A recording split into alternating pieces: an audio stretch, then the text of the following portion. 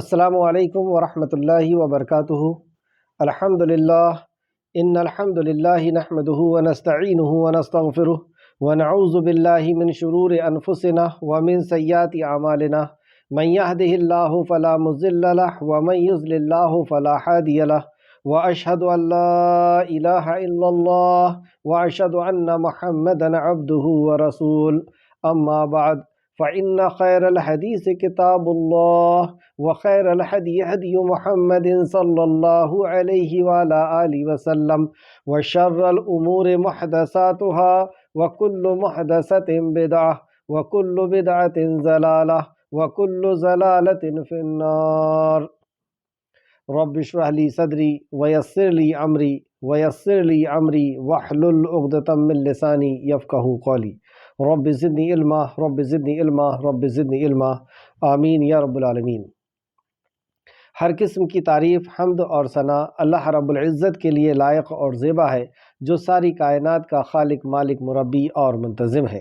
درود و سلام ہو انبیاء اکرام پر، خصوصاً نبی مکرم رحمت للعالمین امام الانبیاء محمد صلی اللہ علیہ وسلم پر۔ معزز سامعین اکرام، آج سے سورہ جاثیہ انشاءاللہ تعالیٰ شروع ہوگی۔ اللہ رب العزت سے دعا ہے کہ اللہ رب العزت صحیح معنوں میں قرآن مقدس کو سمجھنے، اس پہ غور و فکر کرنے، اس پر ایمان لانے اور عمل کے ساتھ لوگوں تک پہنچانے کی توفیق اور رفیق عطا فرمائے، آمین یا رب العالمین۔ سورہ جاثیہ مکی ہے، اس میں 4 رکوع ہے، دور نزول حوامیم کی طرح ہی ہے، اور سورت کا مرکزی مضمون تکبر اور غرور سے بچنے کی دعوت یا تعلیم۔ اعوذ باللہ من الشیطان الرجیم، اے اللہ ہم تیری پناہ میں آتے ہیں شیطان سے۔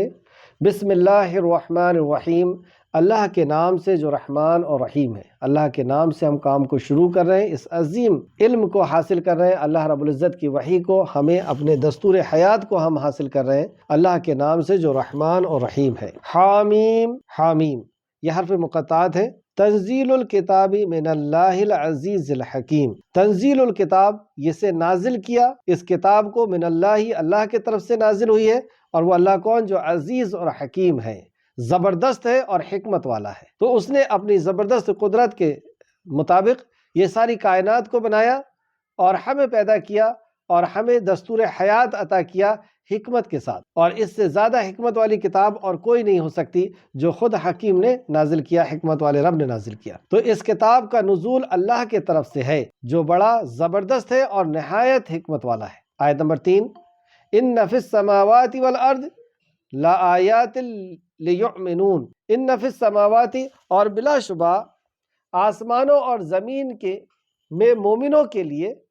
واقعی نشانیاں ہیں۔ تو آسمان اور زمین میں مومنوں کے لیے نشانیاں ہیں، جیسے اللہ نے دوسری جگہ فرمایا سورہ قاف، افلم ينظروا الى السماء فوقهم كيف بنيناها وزيناها وما لها من فروج، کیا تم نے آسمان اور زمین کو نہیں دیکھا کہ آسمان کو اللہ رب العزت نے کس طریقے سے پھیلا دیا، زمین کو کس طریقے سے مزین کر دیا۔ گویا کہ اللہ رب العزت نے اپنی نشانیوں کے طور پر اپنی کچھ قدرت کا یہاں پر مشاہدہ یا قدرت کے تعلق سے اللہ رب العزت نے بیان فرمایا اس کی نشانیوں کو۔ تو بلا شبہ آسمان اور زمین میں مومنوں کے لیے واقعی نشانیاں ہیں۔ تو جو ایمان والا ہے اسے اللہ رب العزت کی مخلوق میں اللہ رب العزت کی قدرت کی نشانیاں نظر آتی ہیں، وہ مخلوق کو دیکھ کر کے خالق کو پہچانتا ہے، اور مخلوق خود اس بات کی دلیل ہوتی ہے کہ اس کا کوئی خالق ہے، کریشن خود اس بات کی دلیل ہے کہ اس کا کوئی کریٹر ہے۔ تو بلا شبہ آسمان اور زمین، اب آپ دیکھ سکتے ہیں کہ آسمان کیسا بلند اللہ رب العزت نے بنایا، کیسا اس میں اس کی لمبائی اور چوڑائی کیسی ہے، اور وہ کتنا اس کے اندر کوئی، جیسے دوسری جگہ بھی اللہ نے فرمایا سورہ ملک کے اندر کہ اس کے اندر تم کوئی بیجا پن نہیں دیکھو گے، اس کے اندر تم کوئی کمی نہیں دیکھو گے، اور بار بار اللہ نے کہا کہ نظر ڈال کر کے دیکھو، کیا تمہیں کوئی درار نظر آتی ہے؟ تو آسمان اور زمین بھی ہم دیکھیں کہ زمین کو بھی اللہ رب العزت نے کیسا بنایا اور ہمارے لیے اس میں اندر کتنی قسم کی سہولیتیں رکھی ہیں۔ تو اس میں جو ایمان والا ہوگا اس کے لیے تو نشانی ہے، اور ایمان والا اسے دیکھ کر کے اور اللہ رب العزت کو پہچانے گا یا اللہ رب العزت کی معرفت حاصل کرے گا، اور جیسا ایمان ویسا ہی زیادہ وہ نصیحتوں کو مخلوق کو دیکھ کر کے ہی اللہ رب العزت کی نصیحتوں کو پہچانتا ہے، اور جیسا زیادہ ایمان رہے گا ویسے ہی دوسرا جو اس کا ذریعہ ہے وہ ہے قرآن، جو آگے آئے گا۔ آیت نمبر 4 میں اللہ فرماتا ہے اور تمہاری پیدائش میں، اور ہماری پیدائش میں بھی نشانی ہے اللہ رب العزت کی کہ ہمیں اللہ رب العزت نے کیسے مٹی سے وجود بخشا یا نطفے سے وجود بخشا، اور ہم اتنے چھوٹے اتنے باریک تھے کہ ہمیں بغیر مائکروسکوپ کے دیکھا نہیں جا سکتا تھا۔ اس وقت سے ہماری حفاظت کیا اور ہماری ضرورت کی چیزوں کو ہمارے اندر بنایا اس نے۔ تو اور یہاں فرمایا اور تمہاری پیدائش میں بھی اس کی نشانیاں ہیں کہ جب تم پیدا ہوئے تو کیسے کمزور تھے، نہ تم بول سکتے تھے، نہ کچھ بات بتا سکتے تھے، نہ چل سکتے تھے، نہ پکڑ سکتے تھے، اور اس کے بعد اس نے طاقتور بنایا، اس نے دیکھنے سوچنے سمجھنے والا بنایا، چلنے اور پکڑنے والا بنایا۔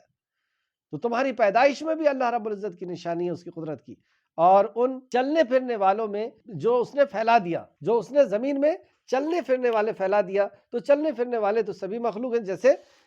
فرشتے ہیں، جن ہیں، انسان ہیں، حیوان ہیں، وہ جانور جو ہمارے قریب میں رہتے ہیں، اور پرندے ہیں اڑنے والے، درندے ہیں جو جنگل کے اندر رہتے ہیں، کیڑے مکوڑے ہیں، اور انواع اقسام کے دریا اور سمندر کی مخلوق، دریا اور سمندر کی کئی مخلوق۔ تو یہ سب چیزوں کو اللہ رب العزت نے پھیلا دیا اور ان کے چلنے پھرنے والوں میں وہ پھیلا دیا۔ تو اس کے اندر بھی ہم اللہ رب العزت کی قدرت کی نشانیاں دیکھ سکتے ہیں۔ ان لوگوں کے لیے نشانیاں ہیں جو یقین رکھتے ہیں، یوقنون، جو ایمان رکھتے ہیں، جو یقین رکھتے ہیں، ان کے لیے ہر اللہ رب العزت کی کسی بھی مخلوق کو وہ اٹھا کر کے دیکھتے ہیں اور حیران ہو جاتے ہیں کہ واقعی اس کا کوئی بنانے والا ہے، یہ اپنے آپ نہیں بن سکتی۔ کوئی ایک چھوٹی سی مخلوق جیسے مچھر ہے، اس کے اوپر بھی اگر آپ ریسرچ کریں تو عقل حیران ہو جاتی ہے کہ ایسی مخلوق جس کو ہم بہت حقیر سمجھتے ہیں، اس کے اندر اس قدر کی طاقت، اس قدر کا علم، اس قدر کی اس کے اندر سوچ اور سمجھ، اس طریقے کی اس کی دیکھنے اور سننے اور سمجھنے کی طاقت، یہ کیسے پیدا ہو گئی، یہ کیسے اس کے اندر آ سکتی ہے؟ کتنی اسپیڈ سے، طاقت سے مراد یہ کہ کتنی اسپیڈ سے وہ اڑتا ہے، کیا چیز کھاتا ہے، کیسے اس کے اندر یہ طاقت آتی ہے۔ اللہ اکبر۔ تو اللہ رب العزت کی بنائی ہوئی کوئی بھی چیز کو وہ دیکھ کر کے اور اللہ رب العزت کی وہ معرفت کو حاصل کرتا ہے، اللہ کی پہچان کو حاصل کرتا ہے۔ اور رات اور دن، آیت نمبر 5، اور رات اور دن کے آنے جانے میں، واختلاف اللیل والنہار، رات اور دن کے آنے جانے میں، یہ بھی کتنی بڑی قدرت ہے کہ دن ہمارے لیے اللہ رب العزت نے بنایا، رات بنائی، اور یہ کیسے آتا جاتا ہے کہ وقت کے مطابق یہ اپنا جو ہے رات آتی ہے اور پھر دن آتی ہے۔ اور اس رزق میں جو اس نے آسمان سے اتارا، اس رزق میں بھی نشانی ہے اللہ رب العزت کی، جو اس نے آسمان سے اتارا۔ تو آسمان سے جو رزق اتارا اس سے مراد ہے پانی، جو اللہ رب العزت نے اتارا ہے، اور پانی کے ہی ذریعے سے انواع اقسام کی چیزیں زمین کے اندر سے نکلتی ہے، جو ہمارے فائدے کے لیے ہوتی ہے، جو ہمارے کھانے پینے اور ہمارے جانوروں کے کھانے پینے کے لیے ہوا کرتی ہے۔ تو اور اس رزق یعنی پانی میں جو اللہ نے آسمان سے اتارا، اس میں بھی بہت بڑی نشانی ہے کہ یہ پانی کس طریقے سے جا کر کے بادل میں اسٹور ہو رہا ہے، اور پھر کیسے وہ ایک جگہ سے دوسری جگہ جا رہا ہے، اور کس انداز میں وہ گر رہا ہے، اور گرنے کے لیے بھی اس کو جگہ اور وقت،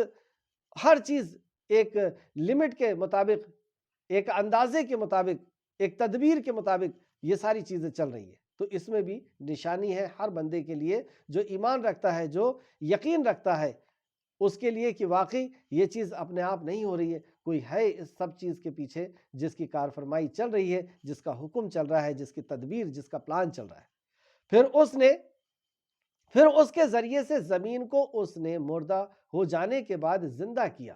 پھر مردہ زمین کو اس پانی کے ذریعے سے زندہ کیا۔ یہ نشانی ہے، یہ پہچان ہے اس بات کی کہ اللہ رب العزت ہمیں بھی مر جانے کے بعد زندہ کرنے میں قادر ہے۔ بے جان کو جاندار سے اس نے بدل دیا، یعنی دانا مرا ہوا تھا، پھر اس نے جان اگا کر کے، جان پیدا کر کے زمین کو پھاڑ کر کے وہ باہر نکلتا ہے۔ اسی طریقے سے ہمیں بھی نکلنا ہوگا، جو سورہ قاف کے اندر بھی اللہ رب العزت نے بیان فرمایا۔ اور ہواؤں کے بدلنے میں ان لوگوں کے لیے نشانی ہے جو عقل رکھتے ہیں۔ اب ہمارے ٹیلنٹ کے اوپر بھی اللہ رب العزت نے سوال کیا کہ تمہارے پاس جو عقل ہے، جو تم اپنے آپ کو عقل مند سمجھتے ہو، تو یہ ہواؤں کے بدلنے میں بھی تو تمہارے لیے نشانی ہے۔ کہ تم نے غور نہیں کیا ہواؤں کے اوپر کہ کبھی تیز ہوا چل رہی ہے، کبھی ہلکی ہوا چل رہی ہے، کبھی پانی کو لے کر کے آ رہی ہے، کبھی پانی کے خبر کو لے کر کے آ رہی ہے، کبھی آندھی کے ساتھ وہ چل رہی ہے، کبھی ٹھنڈی ہوا ہے، کبھی گرم اور لپٹ والی ہوا ہے، اور اس قسم کی کئی قسم کی ہواؤں کا اللہ رب العزت نے قرآن کے اندر ذکر کیا۔ اور دوسری بات یہ کہ یہ ہوا ہے، یہ کئی ہوائیں ہیں، کئی قسم کی ہوائیں ہیں، اور اسی طریقے سے ان ہواؤں کا رخ بدل جانا، کتنی بڑی قدرت ہے یہ کہ کبھی وہ ایسٹ کی طرف چل رہی ہے، کبھی وہ ویسٹ کی طرف چلنے لگی، کبھی پورب کی طرف چل رہی ہے، کبھی پچھم کی طرف چلنے لگی؟ کون اس ہوا کا رخ بدلتا ہے؟ کیسے بدل جاتا ہے اس ہوا کا رخ؟ وہ تو ہوا ہے، بس ایک طرف چلی جا رہی ہے، لیکن اس کو روک کر کے پھر دوسرے اس کو ڈائیورٹ کر دینا۔ کون ہے اس کے پیچھے؟ کس کی حکمت ہے؟ کس کا حکم ہے؟ تو وہ عزیز اور حکیم جو آیت کی شروع اس سورت مبارک کے شروع میں ہی اللہ رب العزت نے فرما دیا ہے کہ یہ کلام نازل کیا ہے اس کا۔ تو یہاں پہ اللہ رب العزت نے ہواؤں کے تعلق سے بتایا اور ہمارے عقل کو دعوت دی کہ ہم غور و فکر کریں مخلوق کو دیکھ کر کے اور پہچانے اپنے خالق کو کہ ایسی مخلوق کا بنانے والا کیسا ہوگا۔ آگے دیکھتے ہیں آیت نمبر 7 کے اندر اللہ فرماتا ہے تلک آیات اللہ، یہ اللہ کی آیتیں ہیں، یہ اللہ کی نشانیاں ہیں، ہم آپ پر حق کے ساتھ ان کی تلاوت کرتے ہیں۔ پھر اللہ اور اس کی آیت کے بعد وہ کس بات پر ایمان لائیں گے؟ یہ مشرکین مکہ یا قیامت تک آنے والے جو مشرک ہیں، ان آیتوں کے بعد وہ کس چیز پر ایمان لے کر کے آئیں گے؟ یہ زمین، آسمان، سورج، چاند، اپنی بناوٹ اور بھی کئی قسم کی جو یہاں پر اللہ نے جیسے ذکر کیا، کتنی نشانیوں کا، تقریباً 8 نشانیوں کا ذکر کیا، آسمان کا، زمین کا، اور دابہ یعنی جانوروں کا، لیل و نہار دن اور رات کا، من رزق یعنی رزق کا ذکر کیا، اور تصریف الریح یعنی ہواؤں کا اللہ رب العزت نے ذکر کیا، ایسی 8 قسم کا ذکر کیا۔ تو یہ سب چیزیں ہیں جس کو ہم دن رات دیکھ رہے ہیں، لیکن دل ہے کہ کھلنے کو تیار نہیں، دل ہے کہ اس پر یقین کرنے کو اور اس پہ تدبر و غور فکر کرنے کو تیار نہیں کہ کیسے ہو گیا، یہ کون ہے اس کے پیچھے کرنے والا۔ تو ہدایت کے 2 ذرائع یہاں پہ بتائے گئے، ایک تو وہ جو اللہ رب العزت کا کلام ہے جس کے ذریعے سے ہم اللہ رب العزت کی معرفت حاصل کرتے ہیں، اور دوسرا اللہ کی یہ مخلوق ہے جس کے ذریعے سے اللہ رب العزت کو بندہ پہچانتا ہے کہ نہیں، یہ مخلوق خود اس بات کی دلیل ہے کہ اس کا کوئی خالق ہے، اور وہ کیسا خالق ہوگا؟ جو ہزاروں کی اسپیڈ سے اس زمین کو چلا رہا ہے، جو سورج کو چلا رہا ہے، اس پوری گیلیکسی کو چلا رہا ہے، تو کیا وہ سونے والا یا اونگنے والا ہو سکتا ہے؟ یہ مخلوق، ہزاروں قسم کی مخلوقیں جن کی ضرورت ان کے وقت پر پوری ہو رہی ہے، اس کا مطلب وہ اپنی مخلوق کو بھولا نہیں ہے، ان کی ضرورتیں پوری ہو رہی ہیں، وہ مانگتے ہیں اللہ رب العزت سے، وہ دیتا ہے، یعنی وہ ساری مخلوق کی ایک ساتھ سننے والا ہے، وہ ایسا سننے والا، وہ ایسا دیکھنے والا، وہ ایسا جاننے والا، وہ ایسا حی اور قیوم، ہمیشہ سے اور ہمیشہ رہنے والا، جسے نہ اونگ آتی ہے نہ نیند آتی ہے، ایسا رب ہے وہ۔ تو ان مخلوق کو دیکھ کر کے اور ان کی حفاظت اور ان کی ضرورتوں کا پورا ہونا دیکھ کر کے یہ پتہ چلتا ہے کہ اس کا جو بنانے اور چلانے والا ہے وہ کیسی قدرت کا مالک ہے۔ ہزاروں سال سے وقت کی پابندی کے ساتھ سورج اور چاند کا نکلنا یا زمین کا دن اور رات کا ہونا، یہ کیا اس بات کی دلیل نہیں ہے کہ اس کا چلانے والا کیسا علیم اور خبیر ذات ہے؟ تو یہ 2 چیزیں ہیں جو ہے اللہ رب العزت کی ہدایت کے لیے، لیکن یہ ہونے کے باوجود بھی مخلوق ہے، لیکن بندہ آنکھ بند کر کے پڑا ہوا ہے، اس کو دیکھنے کی اس ضرورت ہے۔ قرآن ہے لیکن اس کے اوپر بھی جیسے کہ قرآن بھی کھلا ہوا ہے اور پوری کائنات بھی کھلی ہوئی ہے، لیکن اس کے باوجود بھی وہ ہے کہ اس کو دیکھنے کے لیے اور اپنے رب کو پہچاننے کے لیے تیار نہیں۔ تو اس کے تعلق سے آگے دیکھتے ہیں آیت نمبر 7 میں اللہ فرماتا ہے ہر سخت جھوٹے اور گناہگار کے لیے ہلاکت ہے۔ یہ سخت جھوٹا اور گنہگار کون ہے؟ ارے اس سے بڑا جھوٹ کیا کہ ساری کائنات کو دیکھنے کے بعد وہ یہ کہے کہ یہ کائنات اپنے آپ بن گئی ہے، اپنے آپ چل رہی ہے، کوئی اس کا بنانے والا نہیں، کوئی اس کا چلانے والا نہیں۔ کافر کیوں کہا کافر کو؟ کافر عربی لفظ ہے، اور کافر عربی میں اسے کہتے ہیں جو چھپاتا ہے، تو اس لیے کسان کو بھی کافر کہتے ہیں کہ وہ دانے کو ڈال کر کے چھپا دیتا ہے۔ یہ ساری مخلوق کو دیکھ کر کے، پوری کائنات کو دیکھ کر کے، اور اس میں وہ چھپا رہا ہے اللہ رب العزت کو کہ نہیں ہے کوئی، یہ اپنے آپ بن گئی ہے، اپنے آپ چل رہی ہے۔ تو اس سے بڑا جھوٹ اور کیا ہو سکتا ہے؟ تو ہر جھوٹا اور گنہگار، یہ سخت گنہگار کے لیے ہلاکت ہے۔ آیت نمبر 7 میں جو جھوٹا اور گنہگار کہا گیا، تو یہ جھوٹا اور گنہگار کون ہے؟ آیت نمبر 8 میں اس کا جواب دیا، جو اللہ کی آیت سنتا ہے جبکہ وہ اس پر تلاوت کی جاتی ہے۔ اللہ کی آیتیں سنتا ہے وہ، جو اس پر تلاوت ہی کی جاتی ہے پھر وہ تکبر کرتا ہے اور اپنی بات پر اڑ جاتا ہے۔ تکبر کرنا ہی یہی کہ اس نے اللہ کے کلام کو عمل کے قابل نہیں سمجھا، تکبر کیا، یعنی اس کا انکار کیا۔ ابلیس نے کیا کیا تھا؟ اللہ کے حکم کا انکار کیا، تو اس نے اللہ کی آیتوں کو سنا لیکن انکار کر دیا۔ اللہ کی آیتوں کو سن کر کے اللہ کا انکار، اس کے نبی کا انکار، اس کے کلام کا انکار، اس کے احکامات کا انکار، تو یہ ساری چیزیں انکار کے اندر آئے گی۔ تو اس سے بڑا جھوٹا یا گنہگار کون ہے؟ جو اللہ کی آیت سنتا ہے جبکہ وہ اس پر تلاوت کی جاتی ہے پھر وہ تکبر کرتے ہوئے اور اڑ جاتا ہے، یعنی اپنی ہی سوچ پر، اپنی ہی فکر پر، یا اپنے بڑوں پر، یا اپنی خاندانی رسم رواج پر، یا اپنے معاشرے پر، وہ اسی پر اڑا رہتا ہے، وہ اس چیز کو اہمیت دیتا ہے اللہ رب العزت کے کلام کے سامنے، گویا کہ اس نے سنی ہی نہیں، اور ایسا سنتا ہے گویا کہ اس نے سنی ہی نہیں۔ تو اے نبی کریم صلی اللہ علیہ وسلم، آپ اسے دردناک عذاب کی خوشخبری سنا دیجئے، ایسے جھوٹے کو آپ دردناک عذاب کی خبر سنا دیجئے۔ اس تعلق سے سورہ لقمان آیت نمبر 6 اور 7 میں بھی اللہ رب العزت نے فرمایا، اور لوگوں میں سے بعض وہ ہیں جو غافل کرنے والی باتوں کے خریدار بنتے ہیں تاکہ جانے بغیر اللہ کے راستے سے گمراہ کریں۔ ایسی باتوں کو اس نے خریدار بنے اور جاننے کے بغیر، حق بات کو جاننے کے بغیر لوگوں کو اللہ کے راستے سے روک دیا، اور اسے مذاق بنایا، یعنی اللہ رب العزت کے دین کو، اللہ کے قانون کو، اللہ کی کتاب کو مذاق بنایا۔ یہی لوگ ہیں جن کے لیے ذلیل کرنے والا عذاب ہے، اور جب اس پر ہماری آیتیں تلاوت کی جاتی ہیں تو تکبر کرتے ہوئے منہ پھیر لیتا ہے۔ اللہ کی آیتوں کو تلاوت کی جا رہی ہے، سمجھ رہا ہے، لیکن اس کے بعد بھی وہ تکبر کر رہا ہے، یعنی عمل نہیں کرنا، گویا کہ اس نے اسے سنا ہی نہیں، گویا کہ اس کے دونوں کانوں میں بوجھ ہو، یعنی ڈانٹ پڑی ہوئی ہے، سو اسے دردناک عذاب کی خبر سنا دیجئے۔ تو یہ آیت بھی اسی طرح ہے کہ اسے بھی آپ دردناک عذاب کی خبر سنا دیجئے۔ آیت نمبر 7 میں دردناک عذاب کا جو خبر دی گئی، تو وہ دردناک عذاب کیسا ہے؟ اس جھوٹے اور گنہگار شخص کے لیے جس کے سامنے اللہ کی آیتوں کی تلاوت کی جا رہی ہے لیکن اس کے بعد بھی اس کا انکار کرتا ہے۔ جیسے آپ پھر سے دیکھیں آیت نمبر 7 اور 8، ہر سخت جھوٹے اور گنہگار کے لیے ہلاکت ہے۔ جو کون جھوٹا اور کون گنہگار؟ جو اللہ کی آیت سنتا ہے جبکہ وہ اس پر تلاوت کی جاتی ہے، کوئی اس کو تلاوت کر کے سناتا ہے، سمجھاتا ہے، پھر وہ تکبر کرتے ہوئے اپنی بات پر اڑ جاتا ہے، یعنی اس کا انکار کرتا ہے اور تکبر کرتا ہے، غرور کرتا ہے، اپنی بات کو بہتر سمجھتا ہے، اپنی سوچ کو یا اپنے معاشرے کو یا اپنی خاندانی رسم و رواج کو وہ بہتر سمجھتا ہے اور اسی پر اڑ جاتا ہے، یعنی قرآن و حدیث پر عمل نہیں کرتا، گویا کہ اس نے سنی ہی نہیں، اور ایسا کہ جیسے سنا ہی نہیں۔ تو اے نبی کریم صلی اللہ علیہ وسلم، آپ اسے دردناک عذاب کی خبر سنا دیجئے۔ تو یہ دردناک عذاب کیسا ہے؟ اس تعلق سے امام بخاری نے ایک حدیث لے کر کے آئے جس میں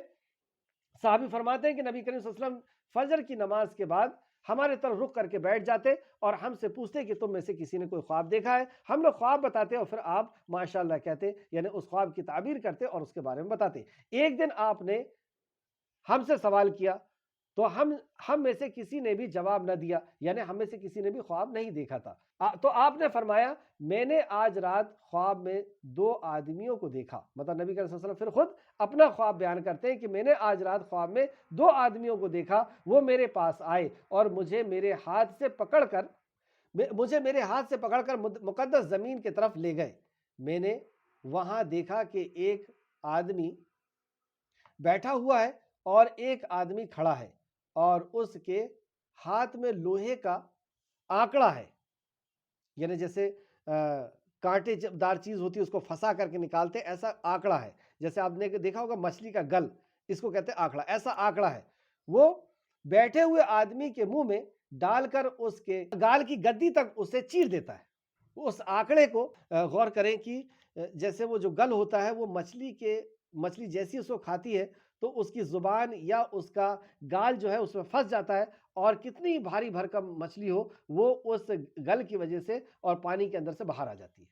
تو نبی صلی اللہ علیہ وسلم فرمایا کہ ایک آدمی کھڑا تھا اور ایک آدمی بیٹھا تھا، تو جو بیٹھا ہوا تھا اس کے منہ میں اس نے اس آنکڑے کو ڈالا اور اس کو کھینچا تو اس کا گال کی جو گدی تھی وہ پھنس گئی اور وہ پھٹ گئی۔ پھر دوسرے گال کے ساتھ بھی اسی طرح کیا، پھر دوسرے گال میں بھی اس نے آنکڑے کو ڈالا اور اسی طرح کیا، اتنی دیر میں اس کا پہلا گال صحیح ہو گیا، پہلا گال دوسرے گال کو جب چیرا گیا تو پہلا گال صحیح ہو گیا اور وہ اسے دوبارہ چیرتے رہا، مطلب یہی عمل بار بار کرتے رہا۔ تو میں نے اس سے پوچھا کہ یہ کیا ہے؟ تو انہوں نے کہا کہ وہ جھوٹا آدمی تھا جو جھوٹی باتیں بیان کیا کرتا تھا۔ اس کو بہت غور سے سماعت کریں، کیونکہ ہم لوگ اللہ کے کلام کو، نبی کے فرمان کو بیان کرتے ہیں، اللہ کا کلام نبی کا فرمان کہہ کے، لیکن اس میں کہیں ایسا نہ ہو کہ بغیر کوئی تحقیق کی ہوئی بات ہم بیان کر دیں یا جھوٹی بات ہم بیان کر دیں، یا جان بوجھ کے کریں یا غیر جان بوجھ کے کریں، لیکن یہ ساری چیزیں بہت خطرناک ہیں۔ تو انہوں نے کہا کہ وہ جھوٹا آدمی تھا جو جھوٹی باتیں بیان کرتا تھا، جھوٹی باتیں کرتا تھا، لوگ اس کی جھوٹی بات سنتے اور اسے اسی طرح وہ بات دور دور تک پھیلا دیتے۔ اس جھوٹے آدمی سے وہ بات جھوٹی سنتے اور سننے کے بعد وہ بھی اس کو دور دور تک پھیلا دیتے۔ اسے قیامت تک یہی عذاب دیا جاتا رہے گا۔ ابھی یہ برزخ کی زندگی، ابھی قیامت نہیں قائم ہوئی، حشر کا میدان اور جہنم نہیں، جہنم کے پہلے اور اس دن کے آنے کے پہلے، یعنی جب سے وہ مرا ہے اور قبر کے اندر ہے، برزخی زندگی میں ہے، وہاں پر اسے یہ عذاب ہو رہا ہے، کیونکہ اس کی جھوٹ کی وجہ سے یہ غلط چیز دوسروں تک پہنچی اور وہ غلط چیز پورے معاشرے کے اندر پھیل گئی۔ تو ہمیں بہت خیال اس چیز کا رکھنا ہے کہ ہم جو بھی حدیث بیان کریں پہلے اس کی تحقیق کریں کہ واقعی یہ صحیح حدیث ہے یا نہیں۔ صحابہ کے کوئی واقعات کو ہم بیان کر رہے ہیں، صحابہ کے کسی کلام کو ہم بیان کر رہے ہیں، تو اس کی تحقیق کریں کہ واقعی یہ سچا بیان ہے یا نہیں ہے، ورنہ ایسے سخت عذاب کے لیے اور ایسے جھوٹے آدمی کے عذاب کے لیے تیار رہے۔ اللہ رب العزت ہم سب کو محفوظ رکھے۔ بخاری شریف کی حدیث ہے، حدیث نمبر 1386۔ اس وقت تک ہم اس بات کو بیان نہ کریں جب تک ہم اس کی تصدیق نہ کر لیں کہ واقعی یہ بات رسول کریم صلی اللہ علیہ وسلم کی ہے یا نبی مکرم کی یا اللہ کی ہے یا نہیں ہے۔ تو ایسا جھوٹا، اور جھوٹ کے تعلق سے تو ہم جانتے ہیں کہ جھوٹ کسی بھی حالت میں دین میں برداشت نہیں ہے، اسلام کے اندر برداشت نہیں ہے، یہاں تک کہ کوئی اگر کسی کو ہنسانے کے لیے بھی جھوٹ بولتا ہے تو اس تعلق سے بھی نبی کریم صلی اللہ علیہ وسلم نے فرمایا کہ ہلاکت ہے اس شخص کے لیے جو اس غرض سے جھوٹ بولے کہ اس سے لوگ ہنسے، لوگوں کو محفل کو ہنسانے کے لیے وہ جھوٹ بول رہا ہے۔ تو آپ نے فرمایا ہلاکت ہے اس کے لیے، ہلاکت ہے اس کے لیے۔ ابو داؤد حدیث نمبر 4990، ترمذی حدیث نمبر 2315، آیت نمبر 9۔ اور جب اس نے ہماری کچھ آیت جان لی، مطلب کچھ آیتیں جب اس کے اوپر تلاوت کی جا رہی تھی تو سن لی، کیونکہ یہاں پہ آپ نے یہ بھی دیکھا کہ جب اس پہ ہماری آیتیں تلاوت کی جاتی ہیں تو یہ کیسے ہوتا تھا؟ نبی کریم صلی اللہ علیہ وسلم ان کے سامنے جا کر کے آیتیں تلاوت کرتے تھے، جیسے دوسرے کے اللہ نے فرمایا یتلو علیہم آیاتہ ویزکیہم ویعلمہم الکتاب والحکمہ وان کانوا من قبل لفی ضلال مبین۔ تو نبی ان کے اوپر جا کر کے آیتوں کو تلاوت کرتے تھے، یعنی قرآن ان کو سناتے تھے اور سمجھاتے تھے۔ کبھی مکہ کے بازاروں میں، کبھی خانہ کعبہ کے اندر یہ لوگ بتوں کے سامنے کھڑے ہوئے اور پیچھے سے نبی کریم صلی اللہ علیہ وسلم قرآن سنا رہے ہیں، کبھی گھروں میں جا کر کے، کبھی ان کو بلا کر کے دعوت دے کر کے اور پھر اس کے بعد قرآن کو سنانا۔ کبھی جیسے آپ نے اس میں دیکھا ہوگا کہ آپ ایک پہاڑ کے پاس، پہاڑ کے اوپر چڑھے اور کہا یا صباح یا صباح کہہ کر لوگوں کو اکٹھا کیا، پھر وہاں پہ تو اس طریقے سے نبی صلی اللہ علیہ وسلم کو جہاں جیسا موقع محل دکھتا اور مناسب سمجھتے وہاں پہ لوگوں کو قرآن کی تلاوت سناتے۔ تو تلاوت سننے کے بعد آیت نمبر 9 میں جو اللہ نے فرمایا اور جب اس نے ہماری کچھ آیتیں جان لی تو انہیں مذاق بنا لیا، یہی لوگ ہیں جن کے لیے رسوا کن عذاب ہے۔ تو رسوا کرنے والا عذاب ان کو ہوگا جنہوں نے قرآن کو مذاق بنا لیا۔ تو قرآن کو سننے کے لیے نیت یہاں پر اس کی الگ تھی، اس کی نیت کچھ اور تھی۔ جیسے دو قسم کی نیت بتائی گئی، سمعنا و اطعنا کہ ہم نے سنا اور ہم نے اطاعت کی، اور کچھ لوگ ہوتے ہیں سمعنا و عصینا کہ ہم نے سنا اور ہم نے انکار کیا۔ تو یہ سن کر کے سنتے ہی اس لیے تھے کہ ہم اس کے اندر کچھ کمی نکالیں گے کہ اچھا یہ تو 1450 سال پرانی بات ہے، یہ آج کے اس دور میں کیسے ہو سکتی ہے؟ یہ کیسے ہو سکتا ہے کہ حجاب کے ساتھ ساتھ لوگ پڑھ لیں؟ یہ کیسے ہو سکتا ہے؟ مطلب ہر قرآن حدیث کے ہر احکامات کے اندر یہ نکتہ چینی کرتے ہیں، یہ ہنسی اور مذاق کی چیز اس کو سمجھتے ہیں، کہیں سے کوئی بات لے کر کے اور کہیں اور جوڑ کر کے اس کو ہنسی بناتے ہیں۔ یعنی دین کو انہوں نے کھیل اور تماشا سمجھ لیا۔ خالق کائنات کے جو ان کا رب ہے، جس کے ہم لمحہ یہ محتاج ہیں، جس کے احسان کے، جس کے رحم و کرم کے ساری مخلوق ہر لمحہ محتاج، اس کے احکامات کو، اس کی شریعت کو، اس کے قانون کو یہ ہنسی اور مذاق سمجھتا ہے۔ یہاں پر ہم اپنا بھی محاسبہ کریں کہ ہمارا کیا حال ہے؟ ہم بھی قرآن کو سن رہے ہیں، سمجھ رہے ہیں، میں اپنے لیے بھی کہہ رہا ہوں کہ سن رہے ہیں، سمجھ رہے ہیں، اور اس کے احکامات پر ہم عمل کر رہے ہیں یا نہیں کر رہے ہیں؟ اللہ ہم سب کو توفیق عطا فرمائے۔ اور جب اس نے ہماری کچھ آیتیں جان لی تو انہیں مذاق بنا لیا۔ یہی لوگ ہیں جن کے لیے رسوا کن عذاب ہے، ان کے لیے آگ، ان کے لیے آگے جہنم ہے، آگ ہے جہنم، جہنم کی آگ ہے ان کے لیے، اور جو کچھ انہوں نے کمایا ہے ان کے کچھ بھی کام نہیں آئے گا۔ جو بھی مال و دولت، عزت، ڈگریاں کمائی ہے، کوئی کام نہیں آئے گی، کیونکہ اسی کی بنیاد پر وہ تکبر کرتے ہیں، اسی کی بنیاد پر وہ انکار کرتے ہیں۔ تو ان کے آگے جہنم ہے، اور جو کچھ انہوں نے کمایا ہے ان کے کچھ بھی کام نہ آئے گا، اور نہ وہ جنہیں انہوں نے اللہ کے سوا کارساز بنا لیا ہے، جن کو اللہ کے سوا حاجت روا اور مشکل کشا بنا لیا ہے، اللہ کے علاوہ جن کو بگڑی بنانے والا سمجھتے ہیں، وہ حشر کے میدان میں ان کی کوئی بگڑی نہیں بنا پائیں گے، اور ان کے لیے بہت بڑا عذاب ہے، ان کے لیے دردناک عذاب ہے، بہت بڑا عذاب ہے۔ نہ ان کی دنیاوی عزت، شہرت، دولت حشر کے میدان میں کام آنا ہے، اور نہ جن کو انہوں نے اپنا کارساز اللہ رب العزت کے علاوہ بنا لیا ہے، اللہ کے علاوہ جن کی عبادت کرتے ہیں، جن سے دعا کرتے ہیں، وہ کوئی بھی ان کے کام نہیں آئے گا، اور ان کے لیے بہت بڑا عذاب ہوگا۔ آیت نمبر 11، یہ تو ہدایت ہے، ھذا ھدی، یہ قرآن تو ہدایت ہے، اور وہ لوگ جنہوں نے اپنے رب کی آیت کا انکار کیا، اس ہدایت کا جو اپنے رب کی ان کے پالنہار کی طرف سے یہ آیتیں آئی تھیں، لیکن اس کا انہوں نے انکار کیا، ان کے لیے سخت قسم کا دردناک عذاب ہے۔ تو ایسے لوگوں کے لیے جنہوں نے آیت کا انکار کیا، تو آیت کا انکار کیسے کیا تھا مکہ والوں نے، اور ہم کس طریقے سے، یا آج کا مسلمان کس طریقے سے کر رہا ہے؟ مکہ والوں نے کئی طریقے سے انکار کیا، کچھ نے کہا کہ یہ اللہ کا کلام ہی نہیں ہے، کچھ نے کہا یہ جادو ہے، کچھ نے کہا کہ یہ بات نہیں سننا، جب جاؤ محمد صلی اللہ علیہ وسلم کے پاس تو کان میں کوئی چیز لگا لو، پھر اس کے بعد جاؤ، سننا نہیں، اس کو گویا کہ سمجھنا نہیں، اس علم کو حاصل نہیں کرنا، سننا نہیں، سمجھنا نہیں، اس علم کو حاصل نہیں کرنا۔ کچھ لوگ ایسے تھے، اور کچھ لوگ ایسے تھے جو سن بھی لو، سمجھ بھی لو، جن کو منافق کہتے ہیں، سن بھی لو، سمجھ بھی لو، پھر اس کے بعد باہر آ کر کے مذاق اڑانا، یا باہر آ کر کے اپنے لوگوں کے ساتھ رہ کر کے اپنے انداز سے زندگی جینا، اس پہ عمل نہیں کرنا، سن لو، سمجھ لو، لیکن عمل نہیں کرنا۔ آج کا مسلمان کیا کر رہا ہے؟ وہ بھی اس کو سننے، سمجھنے اور علم حاصل کرنے سے انکار کر، نہ اس کو سننا ہے، نہ اس کو سمجھنا ہے، یعنی تفسیر کی روشنی میں اس کا علم حاصل نہیں کرنا۔ دنیا کی ہر کتاب کا علم حاصل کرو، اس کا علم حاصل مت کرو، اور اگر دھوکے سے علم حاصل ہو گیا، اچھے گھر کے لوگ تھے، پڑھے لکھے گھر کے یا دیندار گھر کے، تو علم حاصل ہو گیا کسی طریقے سے، تو اب اس کے اندر نکتہ چینی کرو، یا عمل کے قابل مت سمجھو اس کو۔ تو یہ سب کے لیے ہی ان آیتوں کے اندر نصیحتیں تھیں، جو آیت نمبر 6 سے 11 تک تھی، کہ ان کے لیے رسوا کن عذاب ہے۔ پھر سے آیت نمبر 6 سے ہم دیکھتے ہیں، یہ اللہ کی آیتیں ہیں، ہم آپ پر حق کے ساتھ ان کی تلاوت کرتے ہیں، پھر اللہ اور اس کی آیتوں کے بعد وہ کس بات پر ایمان لائیں گے؟ اللہ کی آیتوں پر ایمان نہیں لا رہے، پھر اب بچا کیا، یہ کس پہ ایمان لا؟ ہر سخت جھوٹے گنہگار کے لیے ہلاکت ہے۔ یہاں پہ ویل کا جو لفظ آیا ہے اس کو جہنم کی گھاٹی کا بھی نام ہے۔ ہر اس جھوٹے گنہگار کے لیے ہلاکت ہے۔ تو جھوٹا گنہگار کون؟ جو اللہ کی آیتیں سنتا ہے، جب وہ اس پر تلاوت کی جاتی ہے پھر وہ تکبر کرتے ہوئے اپنی بات پر اڑ جاتا ہے، یعنی سنتا ہے لیکن عمل نہیں کرتا، تکبر کرتا ہے، اپنے آپ کو بہتر سمجھتا ہے، گویا اس نے سنا ہی نہیں، اور ایسا سنا اس نے کہ جیسا کہ اس نے سنا ہی نہیں، سن کر کے انسنی کر دیا۔ تو اے نبی مکرم صلی اللہ علیہ وسلم، آپ اسے دردناک عذاب کی خوشخبری سنا دی، اور جب اس نے ہماری کچھ آیت جان لی، کچھ آیت کا اس نے علم حاصل کر لیا، تو انہیں مذاق بنا لیا۔ یہی لوگ ہیں جن کے لیے رسوا کن عذاب ہے۔ پھر وہی بات ہے، پھر آیت نمبر 10، ان کے آگے جہنم ہے،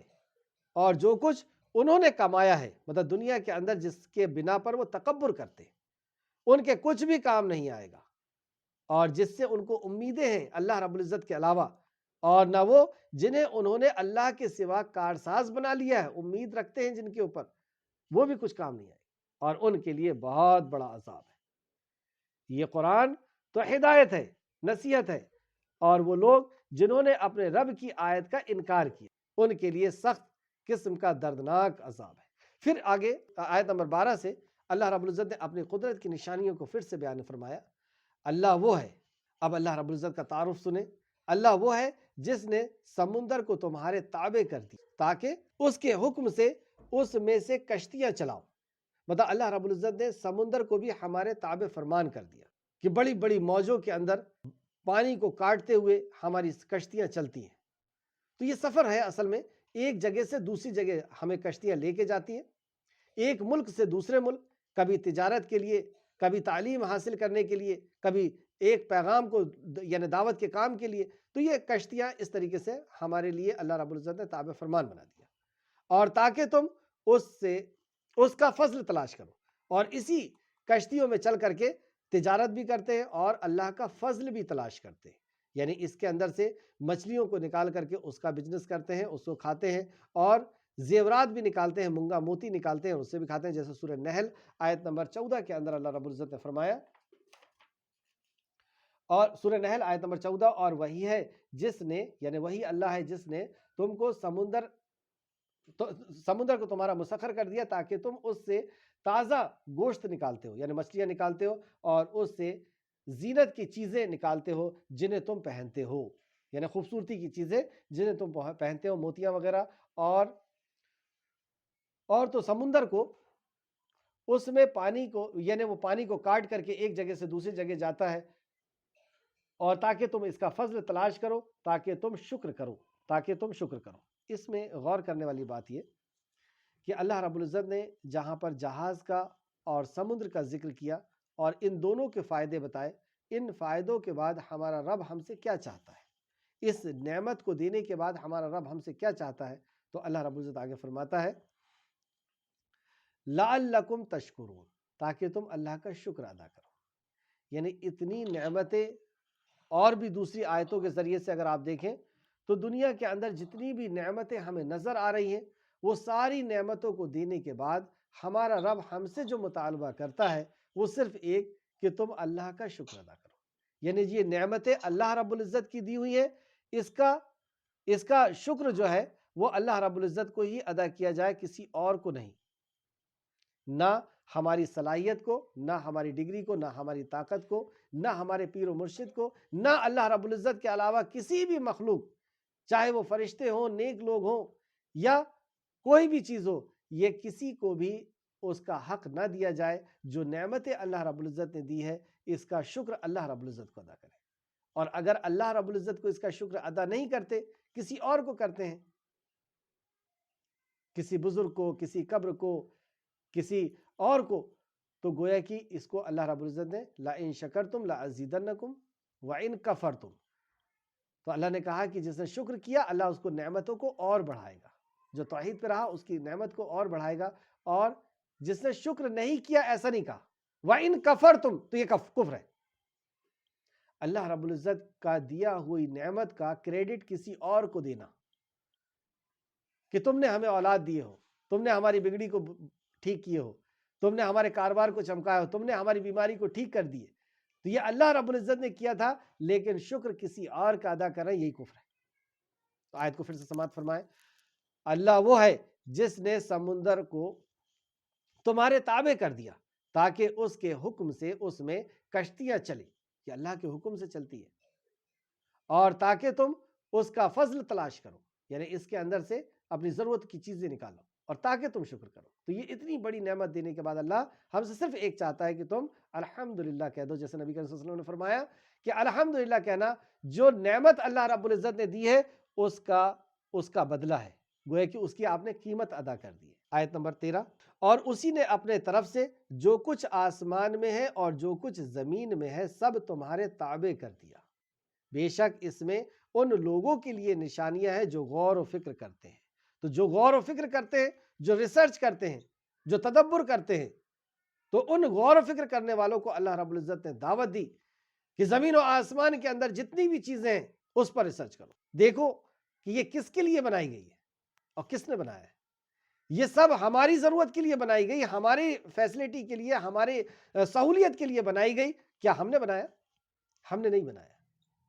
ہمیں تو ہوش بھی نہیں تھا کہ ہمارے لیے کیا چیزیں ضروری ہے، تو اللہ رب العزت نے بنایا، اور آج ہم اس کے اوپر ریسرچ کر کے، آج ہم اس پہ تحقیق کر کے اور پھر مہر لگاتے ہیں کہ ہاں یہ چیز اس اینگل سے ہمارے کام آتی ہے، اس زاویے کے ساتھ ہمارے کام آتی ہے۔ تو اللہ رب العزت فرماتا ہے اور اس نے اپنے طرف سے جو کچھ آسمان میں اور جو کچھ زمین میں ہے سب تمہارے تابع کر دیا۔ یہ بھی ایک طریقے کا چیلنج ہے کہ دنیا کے اندر جہاں پر بھی تمہاری نظر جا رہی ہے، وہ آسمان ہو، زمین ہو، کوئی کیڑا مکوڑا ہو، کوئی پتھر ہو، کوئی جانور ہو، ہر چیز تمہارے فائدے کی۔ اور آپ نے پڑھا ہوگا وہ سائیکل سسٹم کہ ہر چیز کہیں نہ کہیں سے گھوم کر کے انسان کے فائدے کے لیے بنائی گئی۔ یہ ریسرچ کر کے ہمارے سائنسدان نے جو ثابت کر دی، جو آج سے 14.5 سال پہلے اللہ نے بتا دیا کہ یہ بے مقصد پیدا نہیں کی گئی، ہر چیز کا کوئی مقصد ہے، اور مقصد کیا ہے؟ تمہاری خدمت۔ تو تمہیں کیوں پیدا کیا؟ تمہاری پیدائش کا کیا مقصد ہے؟ تو ہمیں چاہیے کہ ہم اپنی پیدائش کے مقصد کو پورا کریں، اور ہماری پیدائش کا مقصد توحید ہے۔ ہماری پیدائش کا مقصد اللہ کی عبادت ہے، اور اللہ کی عبادت یعنی اللہ کے غیر کا انکار۔ تو بہرحال، اور اللہ کی عبادت اللہ کے حکموں کا پورا کرنا بھی ہے۔ تو اس نے اپنے طرف سے جو کچھ آسمان میں اور جو کچھ زمین میں ہے سب تمہارے تابع کر دیا، تمہارے فائدے کے لیے بنا، تمہارے حکم کے پابند کر دیا۔ بے شک اس میں ان لوگوں کے لیے نشانیاں ہیں، یعنی یہ لوگ اگر اس پہ غور و فکر کریں تو یہ جان جائیں گے کہ واقعی کوئی دنیا کا بنانے اور چلانے والا ہے، اور کوئی ہے ہمارا خالق جو غور و فکر کرتے ہیں۔ آیت نمبر 14، اے نبی آپ ایمان والوں سے کہہ دیجئے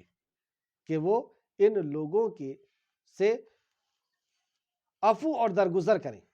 جو اللہ کے ایام کی امید نہیں رکھتے۔ اللہ کے ایام سے کیا مراد ہے؟ اللہ کے ایام سے مراد مسلم شریف کی ایک حدیث ہے، مسلم شریف حدیث نمبر 2380 اور 172۔ سیدنا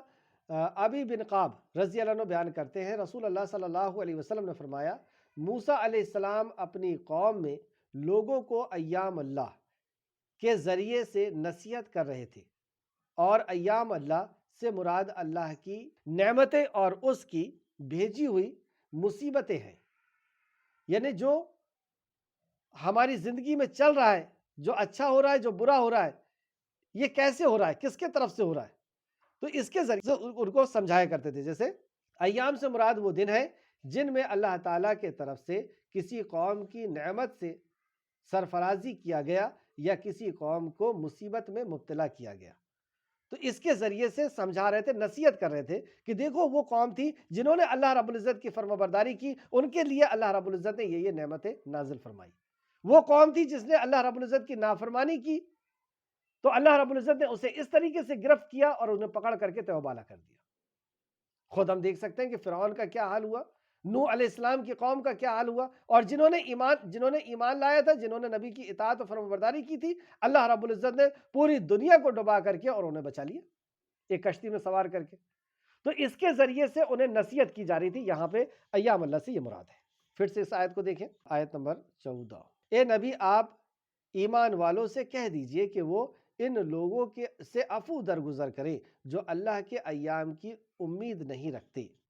یعنی اللہ رب العزت کی طرف سے ہونے والے فیصلے کی امید نہیں رکھتے۔ تو کن سے درگزر کرنے کی بات ہو رہی ہے؟ یہ اصل میں آیت ابتدائی دور کی ہے، مکی صورت کی آیت ہے، اور یہ احکام مدینہ میں جا کر کے تبدیل ہوا، وہاں پہ قصاص کا حکم آیا اور وہاں پہ دوسرے بھی احکامات آئے تھے۔ لیکن اس وقت جب اسلام کی پیغام لوگوں تک شروع میں پہنچانا تھا، تو وہاں پر یہ جو بھی مصیبت اور پریشانیاں آتی تھی وہاں پہ صرف صبر کا حکم دیا جاتا تھا۔ تو عفو اور درگزر کرو، ان کے لیے ان کو معاف کرو، تاکہ اللہ کچھ لوگوں کو ان اعمال کی سزا دے جو وہ کماتے ہیں۔ ابھی ان کو ڈھیل دے دو، اور جتنا چاہیں یہ سختی کر لیں، جتنا چاہیں یہ ظلم کر لیں۔ تو خوب کیا انہوں نے 13 سال ظلم۔ پھر جب مدینہ پہنچے تو مدینہ میں بھی پہنچ کر کے انہوں نے ظلم کرنے کی کوشش کی، مدینہ کو تباہ اور برباد کرنے کی کوشش کی۔ کبھی جنگ بدر کے موقع پر آئے، بدر کے مقام پر آئے، کبھی احد کے مقام پر آئے، اور پھر اللہ رب العزت نے انہیں سمیٹ دیا۔ تو یہ آیت نمبر 14 تھی۔ آیت نمبر 15 اور آج کی کلاس کی آخری آیت، جس نے نیک عمل کیا تو اپنے ہی لیے کیا، یعنی اپنے ہی فائدے کے لیے کیا۔ تو جس نے بھی نیک عمل کیا اس نے اپنے فائدے کے لیے کیا، کوئی نیک عمل دوسرے کے فائدے کے لیے نہیں کرتا۔ جیسے کسی نے کسی کو علم سکھا دیا، تو جب تک وہ اس علم پہ عمل کرتا رہے گا اس کو فائدہ پہنچتا رہے گا، کیونکہ اس نے کیا ہے وہ عمل، اس نے اس کو علم سکھایا ہے۔ کسی نے نیک اولاد چھوڑ کر کے گیا ہے، تو اس نے نیک اولاد چھوڑ کر کے گیا، جب تک وہ نیک اولاد دعا کرتے رہے گی، عبادت کرتے رہے گی، اس کو اس کا اجر اور ثواب ملتا رہے گا، کیونکہ اس نے چھوڑ کر کے گیا، اس کی محنت سے یہ شخص ایمان میں آیا ہے، بچہ ایمان میں آیا، اس کا بیٹا۔ تیسرا، اس نے کچھ ایسا نیک عمل کیا ہے جو صدقہ جاریہ ہے، جو باقی رہنے والا ہے، جیسے مسجد وغیرہ بنا دی، پیڑ وغیرہ بنا دیا، تو اس نے عمل کیا، اس وجہ سے اس کو ملے گا۔ اور اگر عمل نہیں کیا ہے تو کوئی دوسرا شخص اس کو پہنچا دے تو یہ اس کو نہیں ملے گا۔ جیسے کہا، جس نے نیک عمل کیا تو اپنے فائدے کے لیے کیا ہے، آیت نمبر 15، اور جس نے برا کیا تو اس کا وبال بھی اسی پر ہوگا۔ تو جس نے برا کیا ہے وہ بھی اسی کو ہوگا، یعنی ہم دن بھر کوئی گناہ کریں اور پھر شام کو کہہ دیں کہ یہ ٹرانسفر کرتا ہوں، میں اس کو فلانے کو پہنچاتا ہوں، تو ایسا ہو سکتا ہے کہ دن بھر میں گناہ کروں اور پھر کہہ دوں کہ وہ فلانے کو پہنچ جائے، دن بھر میں نیکی کا کام کروں اور کہوں کہ میں یہ فلانے کو میں نے بخش دیا؟ تو یہ سسٹم نہیں ہے۔ جس نے جو کیا ہے اس کا بدلہ اسی کو ملے گا۔ یہ بھی کوئی کلیئر آیت ہے، جس نے نیک عمل کیا تو اپنے لیے ہی کیا ہے، اور جس نے برا کیا تو اس پر بھی اسی کے لیے کیا، مطلب اس کا ببال بھی اسی پر ہے، پھر تم اپنے رب ہی کی طرف لوٹائے جاؤ گے، تم اللہ رب العزت کی طرف لوٹائے جاؤ گے، اور یہ جو تم عمل کر رہے ہو اس کا حساب کتاب ہم کو سب کو دینا ہے۔ اللہ رب العزت سے دعا ہے کہ جو کچھ بھی ہم نے پڑھا سمجھا، اے خالق مالک، اس میں ہمیں مزید غور و فکر کرنے کی توفیق اور رفیق عطا فرما، آمین یا رب العالمین۔ آج کی کلاس کا جو ہے خلاصہ، جی آج کی کلاس کا خلاصہ اس طرح ہے۔ رکوع نمبر 17، مقصد زندگی، آیت نمبر 5 کے اندر ہمیں مقصد زندگی پتہ چلتی ہے، اللہ تعالیٰ کی نشانیوں پر غور و فکر کرنا۔ تو جب تک ہم اللہ کی آیتوں پر غور و فکر، اللہ کی نشانیوں پر غور و فکر کریں گے تو ہم اللہ رب العزت کی معرفت حاصل کر پائیں گے، اللہ کی پہچان حاصل کر پائیں گے، اور اللہ رب العزت کی پہچان حاصل کریں گے تو ہی ہم اللہ رب العزت کی صحیح معنوں میں اس کے حکموں پر چل پائیں گے، اس کی اطاعت و فرمانبرداری کر پائیں گے، اس کی توحید پر آ پائیں گے، تبھی ہم اپنے زندگی کے مقصد کو پورا کر پائیں گے کہ ہم اللہ کی عبادت کرنے والے بن جائیں گے انشاءاللہ تعالی۔ دوسرا، اللہ ہمارا رب ہے۔ اللہ کے تعلق سے ہم نے آج کلاس کے اندر کیا سنا، آج کی آیتوں میں ہم نے پڑھا، نمبر 1، اللہ تعالیٰ زبردست ہے، حکمت والا ہے، اللہ رب العزت حکمت والا ہے، نمبر 2، آیت نمبر 2 میں تھا۔ دوسرا، اللہ تعالیٰ کتاب نازل کرنے والا ہے، یعنی جو احکامات نازل ہوئے ہیں، جو کتاب نازل ہوئی ہے، وہ ساری کائنات کے خالق اور مالک یعنی ہمارے رب کی طرف سے نازل ہوئی ہے، جہاں سے ہم آئے، جہاں سے ہم کو جانا ہے، آیت نمبر 2 کی روشنی میں۔ تیسرا، اللہ تعالیٰ آسمان سے رزق نازل کرتا ہے اور زمین کو جلا اٹھاتا ہے، آسمان سے ہمارے لیے رزق نازل کرتا ہے یعنی پانی کی شکل میں، اور ہمیں جلا اٹھاتا ہے، مردے کو یعنی مردے دانے کو جلا اٹھاتا ہے، اس طریقے سے وہ ہمیں بھی اٹھائے گا، یہ آیت نمبر 5 میں تھا۔ چوتھا، اللہ تعالیٰ کو چھوڑ کر دوسرے ولی بنانے والوں کے لیے عذاب ہے، آیت نمبر 10 میں۔ اللہ تعالیٰ کے علاوہ دوسرے ولی یعنی کارساز، مصیبت کے دور کرنے والے، حاجت کے پوری کرنے والے، یہ اللہ کے علاوہ کسی اور کے لیے بنانے والے کے لیے دردناک عذاب ہے۔ اللہ ہم سب کو محفوظ رکھے اور ہمیں صرف اور صرف اے خالق مالک، صرف تیرے در کا منگتا بنا کر کے رکھ، جب تک ہمیں زندہ رکھ، توحید کے اوپر ہمیں اے اللہ صرف تیرے در کا بھکاری بنا کر کے ہمیں زندہ رکھ، آمین یا رب العالمین۔ رسول اللہ صلی اللہ علیہ وسلم ہمارے رہنما ہے۔ نمبر 1، رسول اللہ صلی اللہ علیہ وسلم نے اللہ تعالیٰ کی نشانیوں پر غور و فکر کرنا سکھایا کہ کیسے ایک ایک نشانی پہ غور و فکر کیا جائے گا اور اس سے اپنے ایمان میں اضافہ کیا جائے گا، آیت نمبر 5 کی روشنی میں۔ دوسرا، رسول اللہ صلی اللہ علیہ وسلم نے عقل سے کام لینا سکھایا، آیت نمبر 5 کی روشنی میں۔ تیسرا، رسول یعنی دنیا کی مخلوق کو دیکھ کر کے اس میں عقل کا استعمال کریں کہ یہ اپنے آپ کیسے ہو سکتی ہے۔ تیسرا، رسول اللہ صلی اللہ علیہ وسلم نے اللہ تعالیٰ کی آیت کو سنی انسنی کرنے اور اس کا مذاق اڑانے کی حقیقت کو واضح کیا، آیت نمبر 8 کی تفسیر کی روشنی میں۔ انجام، آج کی کلاس میں انجام آیت نمبر 9 کے اندر پتہ چلا، اللہ تعالیٰ کی آیت کا مذاق بنانے والوں کے لیے توہین آمیز عذاب ہے، یعنی دردناک عذاب ہے، بے عزت کرنے والا عذاب ہے، توہین کرنے والا عذاب ہے۔ تو اللہ تعالیٰ کے جو بھی احکامات ہیں، اللہ رب العزت ہم سب کو اس پر ایمان لانے اور عمل کرنے کی توفیق عطا فرمائے۔ کامیاب لوگوں کے رویے، آج کی آیتوں کے اندر جو کامیاب لوگ آئے تھے، اللہ تعالیٰ کی نشانیوں پر غور و فکر کرنا، ہم بھی کریں گے انشاءاللہ۔ عقل سے کام لینا، آیت نمبر 5۔ عقل سے کام، کہاں تک عقل سے کام لینا ہے؟ عقل کا دخل اسلام میں کہاں تک ہے؟ جہاں تک ہے وہاں تک ہے جہاں تک ہم اللہ کے کلام اور نبی کے فرمان تک پہنچ جائیں، اور جب ہم اللہ کے کلام اور نبی تک کے فرمان تک پہنچ جائیں پھر وہاں پہ عقل کی دخل ختم ہو جاتی ہے، پھر وہاں پہ سمعنا و اطعنا شروع ہو جاتا ہے کہ ہم نے سنا اور اطاعت کی۔ عقل کہاں تک لگانا ہے کہ یہ حدیث سنے ہیں، یہ کہاں سے آئی، کون سی کتاب میں ہے، اس کے راوی کون ہے، یہ صحیح حدیث ہے یا ضعیف ہے، اس کو محدثین نے کیا کہا ہے، جس بھی رائٹر نے اس کو لکھا ہے، امام بخاری نے لکھا ہے، مسلم نے، ترمذی نے، ابن ماجہ نے، ابو داؤد نے، نسائی نے، اس حدیث کو انہوں نے کیا کہا ہے، ٹھیک ہے انشاءاللہ تعالی۔ تو عقل کا وہاں تک دخل ہے، اور اس کے بعد پھر تحقیق تک دخل ہے، اور جب تحقیق ہو گئی پتہ چل گیا کہ محدثین نے اس حدیث کو صحیح کہا ہے، اس واقعے کو صحیح کہا ہے، اس بات کو صحیح کہا ہے، تو پھر اس کے بعد اطاعت کرنا ہے۔ ناکام لوگوں کے رویے، نمبر ایک، اللہ تعالیٰ کے سوا دوسروں کے سرپرست بنانا، اللہ تعالیٰ کے علاوہ کسی دوسرے کو سرپرست بنانا، اس کو اپنا مصیبت کا دور کرنے والا بنانا۔ یہ آیت نمبر 10 کی روشنی میں جھوٹا ہونا، آیت نمبر 7 کی روشنی میں ناکام لوگوں کے رویے، جھوٹا ہونا، بد عملی کرنا، آیت نمبر 7 کی روشنی میں۔ چوتھا، اللہ تعالیٰ کی آیت کو سن کر انسنی کر دینا، اس کے احکام و مسائل کو سن کر کے انسنی کر دینا، آیت نمبر 8 کی روشنی میں۔ پانچواں، اللہ تعالیٰ کی آیت کا مذاق اڑانا، یہ ناکام لوگوں کے رویے، آیت نمبر 9 کی روشنی میں۔ چھٹواں، اللہ تعالیٰ کی آیت سے کفر کرنا، انکار کرنا، آیت نمبر 11 کی روشنی۔ منزل کہاں ہماری، کیا میں نے اللہ تعالیٰ کی آیت پر غور و فکر کرنے کا ارادہ کر لیا ہے کہ اب آیتوں پر غور و فکر ہوگا، یعنی نشانیوں پر، اللہ رب العزت کی مخلوق پر بھی اور اللہ کے کلام پر بھی،